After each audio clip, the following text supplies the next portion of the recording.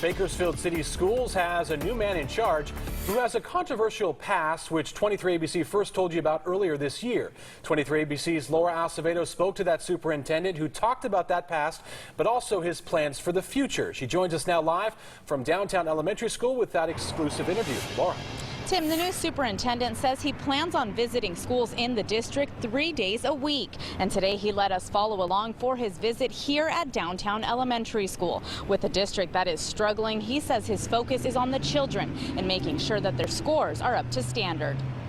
His name is Harry Doc Irvin, and he's the new man in charge at the largest elementary school district in the state, a district that has over 30,000 students with 70% reading below grade level and 80% working below math grade level. I want to see it happening. I want to see the vision in action, so I come and see it myself. But Irvin says he's ready to take on the challenge and work with teachers and principals to get the students the education they need. Day 1 and day 180 should be bell-to-bell instruction, 180 days of quality instruction. Today he took 23 ABC along for classroom visits that he does 3 days a week to see how the schools are doing, making sure the district's vision is executed.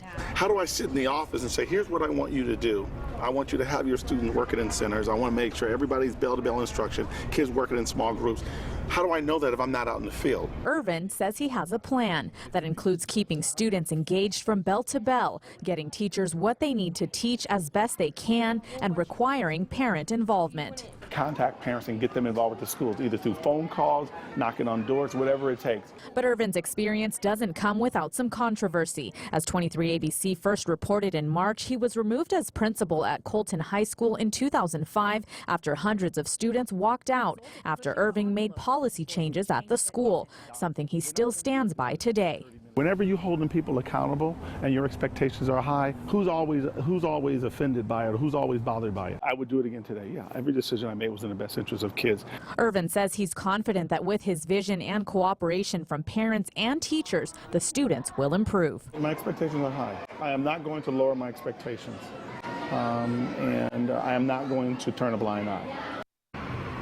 The superintendent has already created parent advocates at all 43 schools in hopes of getting parents more involved. And he says if scores don't go up, it's back to the drawing board. Reporting live from downtown elementary, Laura Acevedo, 23 ABC.